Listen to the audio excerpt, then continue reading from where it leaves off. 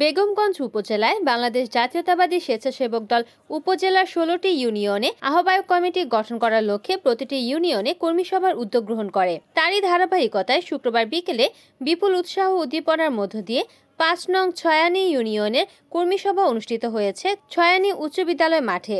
উপজেলা স্বেচ্ছাসেবক দলের সদস্য সচিব মোহাম্মদ ফারুকের সঞ্চালনায় আহ্বায়ক নজরুল ইসলামের সভাপতিত্বে উক্ত কর্মী সভায় প্রধান অতিথি হিসেবে উপস্থিত ছিলেন উপজেলা বিএনপির সদস্য জামাল উদ্দিন চেয়ারম্যান। উক্ত অনুষ্ঠানে বিশেষ অতিথি হিসেবে উপস্থিত ছিলেন উপজেলা বিএনপির সদস্য নিজামুদ্দিন। এছাড়াও উপস্থিত ছিলেন উপজেলা স্বেচ্ছাসেবক দলের সিনিয়র যুগ্ম আহ্বায়ক আনোয়ার হোসেন সাইফুল, যুগ্ম আহ্বায়ক মোহাম্মদ আলাউদ্দিন মানিক, মোহাম্মদ রাজন, রাশেদ ও মোহাম্মদ কাউসার। সবার শুরুতে প্রার্থীগণ বিশাল মিছিল নিয়ে সভাস্থলে এসে সভাকে সফল করে তোলে।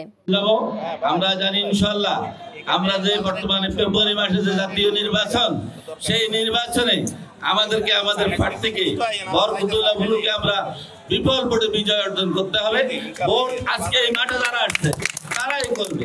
বিগত 17টা বছর খুনি হাসিনা বিরোধী আন্দোলনে লড়াইয়ের ময়দানে আমাদের সাথে ছিলেন। কারা কারা ছিলেন?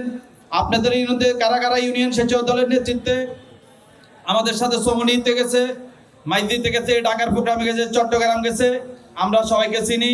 আমরা আশা করব ছাত্র দল থেকে এবং স্বেচ্ছাসেবক দল থেকে নবীনে প্রবীণে মিলাই আপনারা আমাদের কাছে একটা সুন্দর কমিটি দিবেন, যেন আমরা অন্য ইউনিয়নগুলো থেকে গর্ব করতে পারি। আমাদের 6 নম্বর রাজগঞ্জ ইউনিয়ন, এই 5 নম্বর ইউনিয়নে আমাদের একটা সুশৃঙ্খল সংগঠন আছে। যারা আন্দোলন সংগ্রামে মামলা হামলায় জেল জুলুমে আওয়ামী অত্যাচারের শিকার হয়েছেন, তাদের জন্যই আমরা সুপারিশ করব। সবাই ঐক্য হয়ে আগামী দিনে সবাই 2026 সালের 5 ফেব্রুয়ারি যে নির্বাচন ঘোষণা করেছে, সেই নির্বাচনে আমাদের প্রিয় নেতা যারা বরকতুল্লাহ বুলু ভাইকে ধানের শীষের প্রতীকে নির্বাচিত 5 নম্বর ছয়ানী ইউনিয়নে বিপুল ভোটের ব্যবধানে যেন জয় করবে। আমাদেরকে কোনো বাইর দালাল দিবেন না, আমাদেরকে প্রকৃত দল প্রমিক দিবেন। যারা দল শৃঙ্খলা বুঝে না তাদেরকে দলে আনবেন না। আপনাদের সাথে আন্দোলন সংগ্রামে মামলা হামলার ভয় উপেক্ষা করে রাজপথে ছিল, তাদেরকে দিয়ে কমিটি করবেন। রিপোর্ট করেছেন নোয়াখালী প্রতিনিধি মোহাম্মদ সুমন ভুইয়া, NN TV।